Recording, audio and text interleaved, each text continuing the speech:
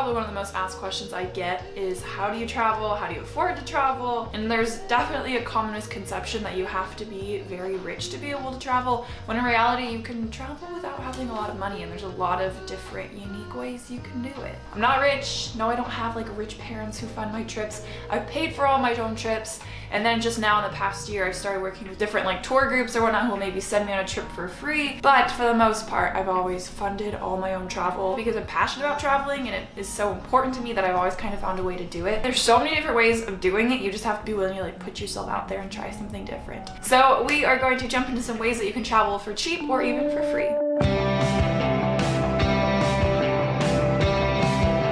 We're gonna kind of break it down into some sections of transportation, so how you get there, how you get around, housing, and the ways that you can work and earn some money on the road. So first up is flights, which, you know, if you want to travel, you need to get from point A to point B. There's a lot of different ways of doing it. I feel like in our current day and age, flights are the cheapest they've ever been. It can be so cheap. Like I just bought a ticket to France one way for $150, which is really freaking good. So I always use Skyscanner first and foremost. It does of course help if you have flexibility on your time and your dates. It's not absolutely necessary, but it does help because there's going to be cheaper tickets depending on when you're looking. So on Skyscanner there's an everywhere feature where you basically select the location you're leaving from and you type in everywhere and it shows you the cheapest tickets from your local airport. There's also an option where you can click cheapest month. So let's say you're flying from let's say New York to France, and then you can click cheapest month and then Skyscanner shows you the cheapest months and the cheapest dates to travel to whatever your dream destination is. Also, I recommend looking up flights with an incognito window so your cookies can't be tracked. And I also recommend Jet Radar that often has very long layovers but cheap flights. So check that out as well. Another thing that I highly recommend using, and I used a ton in Europe in order to save money traveling around, is buses. There's FlexiBus, Bolt Bus, Greyhound buses, etc. You can literally get from like France to Italy for like $20. It's very efficient, especially if you are traveling within Europe. It's nice if you're booking just a day or two in advance. Train prices usually go up if you wait to the last minute to book, but you can often book a semi last minute bus for still super cheap, and it's a great and efficient way to get around. Next, of course, is trains. So when it comes to trains, getting a rail pass is your best way to save money on the go. It's a lot cheaper than if you were to buy individual tickets. Instead, you can buy a pass for a certain amount of time to certain countries, specifically within Europe. That way you buy that rail pass in a certain amount of time, and then within that time you can just go crazy and take that train everywhere, save that coin, and get to see a lot of different places. And then another thing that has to be mentioned when it comes to traveling for cheap is making use of a frequent flyer system. Every time you buy a ticket, make sure you're getting those frequent flyer miles because they do add up over time. Also, there's travel credit card hacking, which I'm not gonna get into because there's a lot of videos of people who know a lot more than I do. But basically different credit cards offer different point systems as well as like an initial reward for signing up for them. So I recently got the Chase Sapphire card, and if I spent a certain amount of money within a allotted time, I got like 60,000 points to use towards traveling, which I ended up hitting those points, and I ended up taking a trip to Japan and I didn't have to pay for the flight, which I was more than okay with.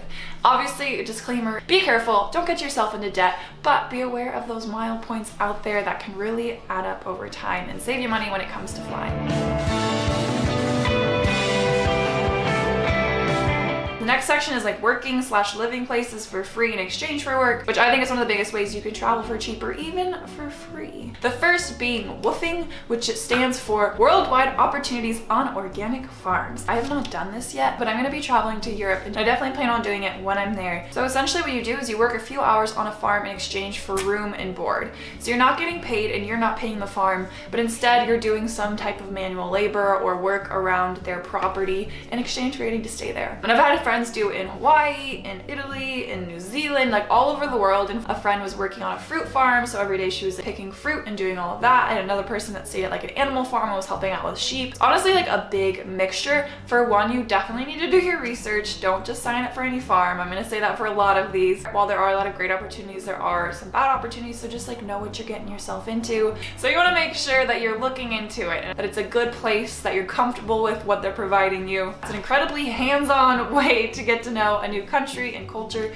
through agriculture. Next is workaway / homestay / help-ex. And this is pretty similar to woofing, but instead of being on a farm, it's a little bit more broad on the different type of things you'll do in exchange for accommodation. It can be anything from like helping around the house to cat sitting to helping someone with their business, etc. In exchange for helping them out, you get a free place to stay. They're basically great platforms if you're traveling on a budget, if you have a flexible schedule and you want a very like authentic local experience. There's tons of listings for tons of different options, and it's a great way to save money as you go. I remember I met this woman in Berlin who's literally staying in Germany for free at this nice apartment for like 3 weeks, just literally watching someone's cat.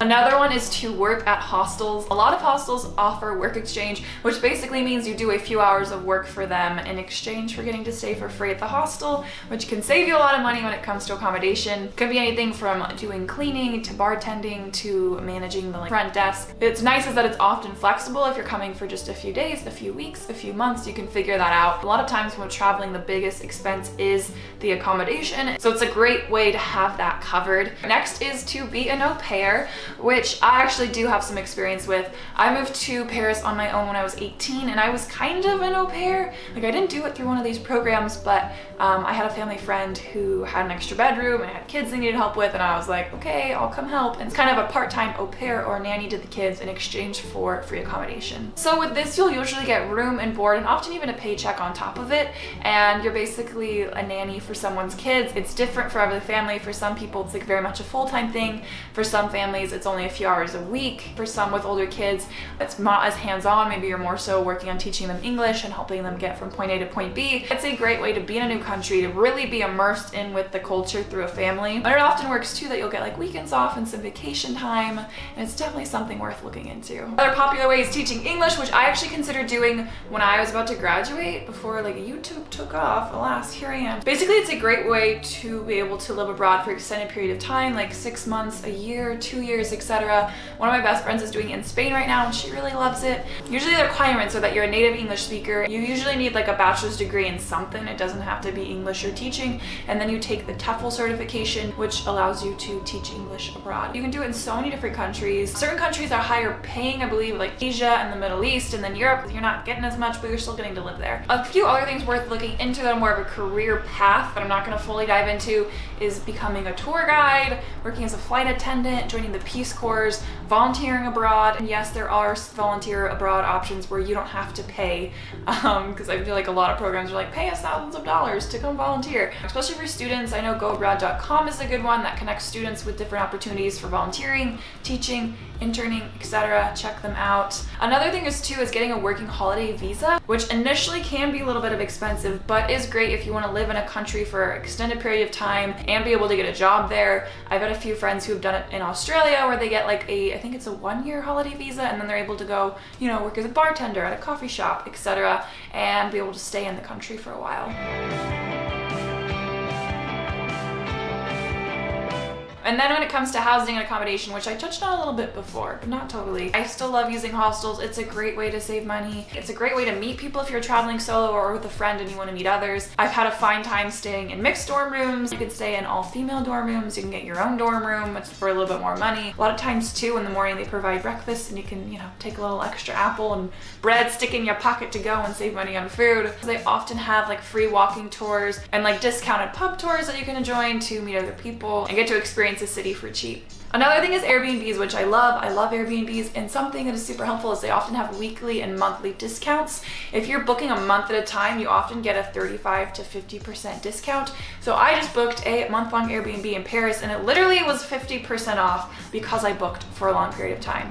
So if you're going somewhere for a while, book it out in advance, book it long, and you'll save a lot of money. And then another popular one, which is a great way to save money, is couch surfing. I've heard great things. I have never personally done it. For one, you get to stay somewhere for free, often on someone's couch, sometimes their extra bedroom. A lot of time the people you're staying with will give you incredible local tips or even show you around, and it's a great way to get to see a city, and it's a great way to get to know a spot better.